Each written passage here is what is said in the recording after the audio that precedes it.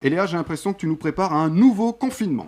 Oh non, pourquoi tu dis ça? Non mais ça fait 2 semaines que Léa, tu nous parles plutôt petit écran et pas grand écran. Alors pour ma défense et pour la défense de ce merveilleux film, je vous divulgue un peu le ton de ma critique. C'est la Warner qui a produit le film, il était prévu en salle mais malheureusement la situation dans le monde a incité Disney+ à acquérir les droits de diffusion et du coup c'est la plateforme qui l'a sorti la semaine dernière en exclusivité. Donc cette semaine on parle d'un film Disney+, et il s'agit de...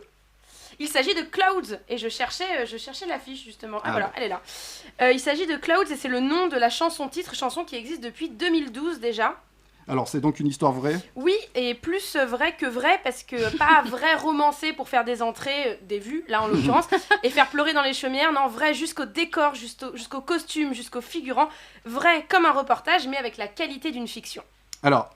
c'est quoi justement cette histoire ? Alors c'est l'histoire de Zach Sobiech, c'est un adolescent qui a vécu toute sa vie avec un cancer des os et qui apprend à l'aube de ses 17 ans qu'il est en phase terminale et qu'il ne tiendra peut-être pas jusqu'à sa remise de diplôme. Oui, moi même réflexion de Florian, donc en ce moment t'as envie de films déprimants, c'est ça ? Non, tu veux nous conseiller des films déprimants ? Non, alors que ce soit clair, c'est tout sauf un film déprimant, au contraire. D'ailleurs le réalisateur à l'origine du projet respire la positivité, la bonté et la bienveillance. Il s'agit de Justin Baldoni, c'est une star internationale grâce à la série Jane the Virgin, qui a tout un historique avec cet adolescent Zach Sobiech, bien avant qu'il n'atteigne la notoriété.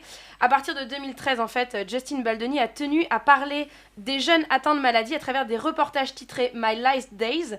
Et c'est là qu'il a rencontré Zach, ce jeune homme plein de vie malgré sa disparition malheureusement imminente, avec un don pour la musique. En fait, Zach et sa meilleure amie avaient lâché une bombe sur les réseaux sociaux, le titre Clouds, qui est devenu viral en quelques heures. Il a ainsi pu réaliser son rêve de sortir un album et de faire des concerts avant de décéder. La caméra de Justin Baldoni l'a suivi et a ému des millions d'Américains.